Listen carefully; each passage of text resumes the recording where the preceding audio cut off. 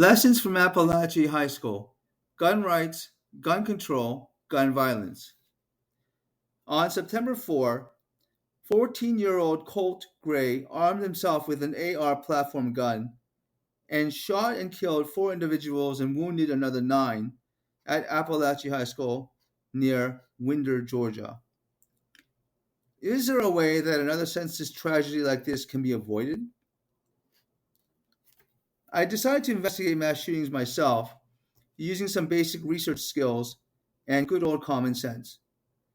In the Violence Prevention Project database, which contains information on nearly 200 such events, I began my search for answers.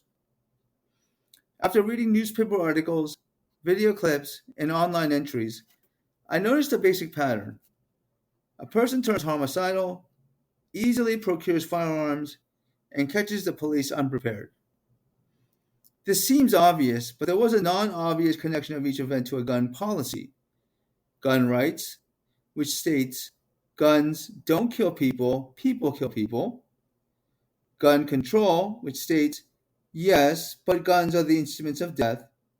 And anti gun violence, which states gun violence endangers public safety. It was not a stretch to attach a gun policy to a political party's explanation for mass shootings. Republican, which states mental illness, Democratic, which blames assault rifles, and Independent, which blames absent law enforcement. So far, so good. But to understand what connected these to each other, I had to delve into criminal justice literature.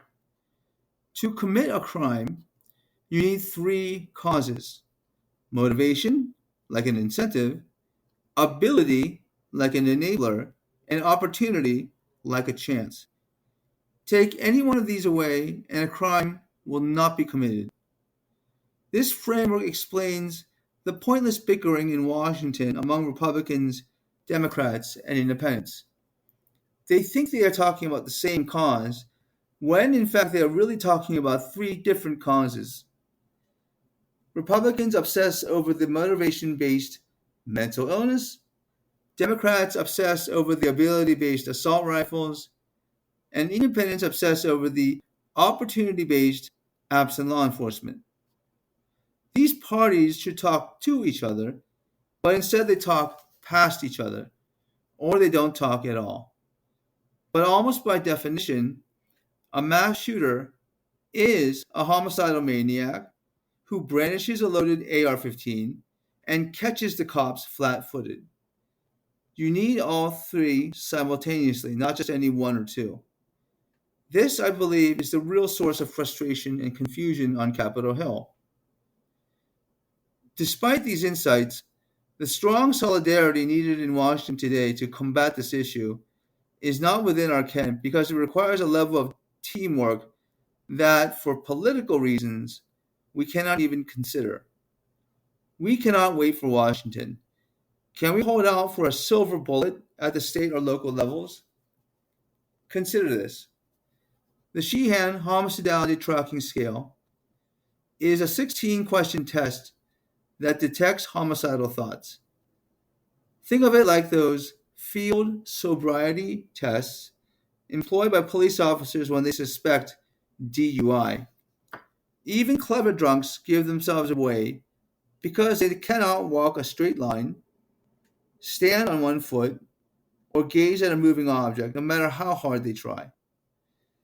Similarly, homicidal gun applicants are completely stumped by the test when they try to conceal their murderous intentions over the course of 16 hard charging, probing questions. Administered at gun shows, brick and mortar dealerships, and online retailers, the test would cancel out the beginning observation. Fail homicidal test takers on the spot, alert the merchant not to sell them guns, and notify the local precinct of these persons of interest. And all before a crime is committed. By disrupting mass shooters' three causes, their motivation, ability, and opportunity, all in one fell swoop, the test sends them packing straight to hell. And that's the silver bullet we need. Can we test people for the right to bear arms? It would seem unconstitutional. However, this country has a long standing prohibition against the mentally ill and felons who are dangerous from owning guns. Since the U.S. Supreme Court ruling that firearm regulations must be consistent with the nation's historical tradition speaks to stopping those two homicidal types from gun ownership. Let us reach back to our country's founding to move forward to a better, safer future.